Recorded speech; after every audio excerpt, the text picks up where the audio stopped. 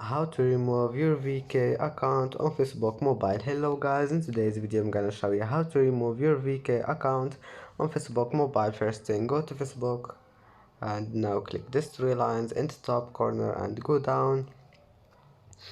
uh, Click see your profile here and then click edit profile,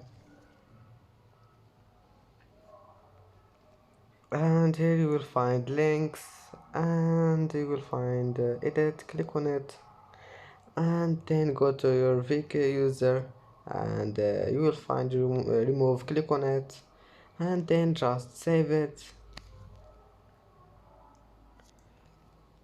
and that's it for today's video. If you like this video, please don't forget like and don't forget subscribe, and thank you for watching this video. See you in the next video.